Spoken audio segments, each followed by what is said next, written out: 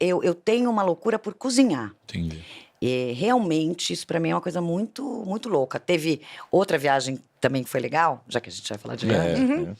Meus pais amam viajar. Meu pai, ele pode... Eu lembro da gente, sei lá, adolescente, ele dizia assim... Ai, minha filha, se em vez de diploma, você pudesse entregar para o emprego um passaporte todo carimbado... Ia ser coisa bonita, né? E ele tem essa loucura, e eles viajam muito. Meu pai... você pode chamar meu pai aqui. Que legal! Olha aí, ó. Porque o meu pai tá com 87 anos, vai fazer agora, 87 anos mês que vem. O cara conhece tudo, estuda. Ele chega nos países, os guias vêm perguntar se ele é professor de geografia, porque eles Olha que barato, se preparam. gente. E aí, eles fizeram uma viagem agora, a gente já velho, adulto, com o meu irmão, que é o mais velho, primogênito, eu sou a do meio.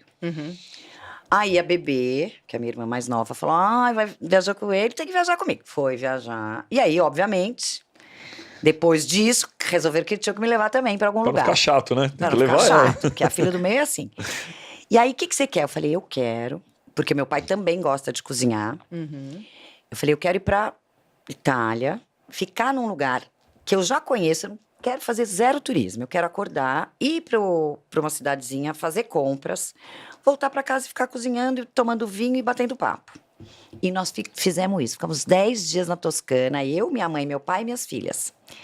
Só fazendo isso. Mas que delícia! Coisa boa, hein? Acordava às 11 horas da manhã. Sem obrigação, sem nada. Zero. Era isso. O que nós vamos comer hoje?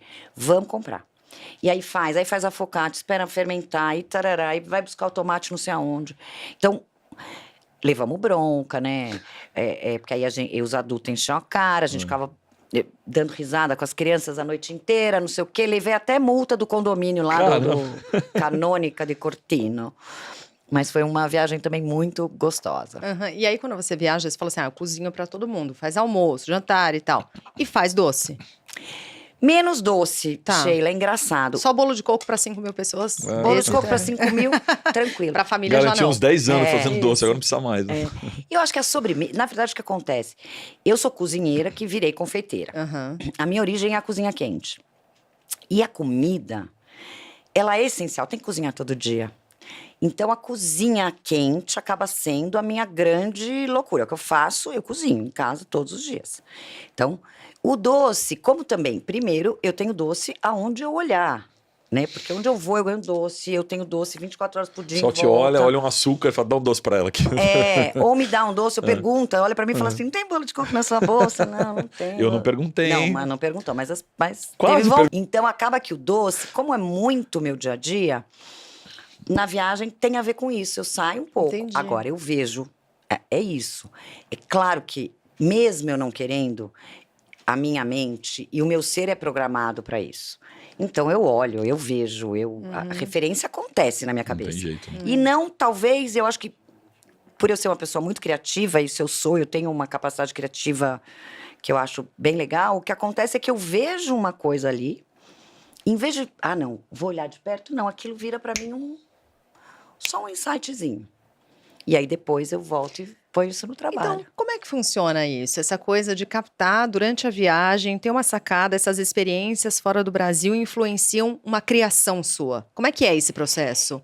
É muito maluco, Sheila, porque eu acho que a criação, eu falo muito disso, porque eu fui, né, conhecida como ser, eu criei algumas coisas que foram bem importantes na confeitaria brasileira, e aí, eu acho que, assim, primeiro eu acho que existe o inconsciente coletivo, eu acho que é uma nuvem, vamos falar em termos modernos, tem uma nuvem de ideias.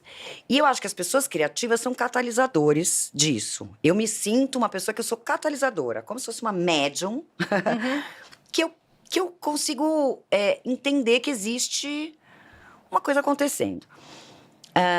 Junto com isso, você tem que ter coragem, né, de falar, putz, eu vi um negócio ali, eu acho que isso funciona aqui, e saber adaptar. Então, juntar tudo isso, né? Então, toda vez que eu volto de viagem, eu tenho sempre um caderninho. Você escreve?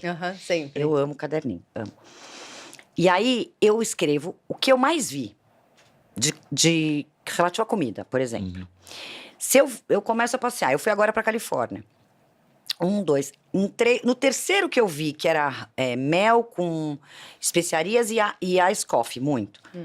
No terceiro dia que eu vi a mesma coisa, eu vou lá e anoto. Falo, isso é uma tendência. Isso é um movimento. Eu nunca tinha visto. Não posso ignorar isso, né? Eu não vou ignorar, eu vou anotar. E aí, em algum momento, eu tô aqui, e aí, nossa, precisa criar uma sobremesa para um restaurante, ou precisa criar um ovo de Páscoa diferente.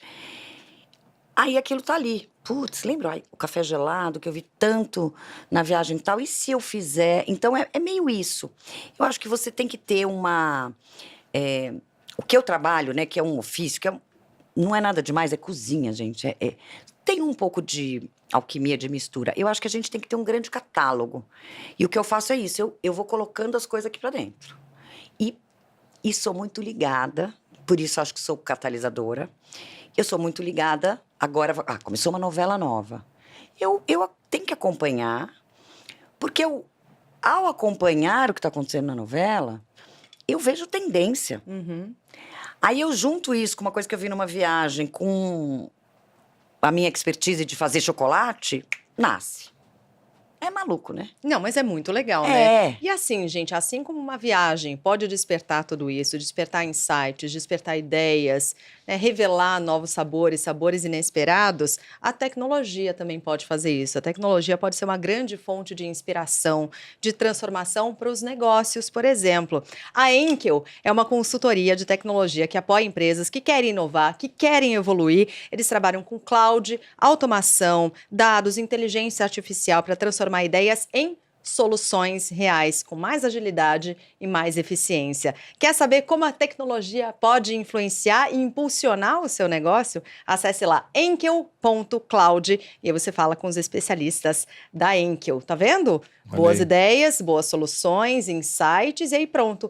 Novos sabores, já falou novidades. de não vem aqui, Exato. vamos lá. Não, e se põe a tecnologia... Gente, se a tecnologia ajuda, por exemplo, sou esquecida, maravilhoso. Ajuda Você muito, fala né? ali com a tecnologia, ela vai ajudando a gente. Você falou de Califórnia, né? Estados Unidos. Você já viajou o mundo inteiro, você não procura a culinária, mas você está lá presente em todas as culinárias do mundo. O que é os Estados Unidos em relação à confeitaria? Os Estados Unidos é muito mais parecido com o Brasil do que a gente imagina.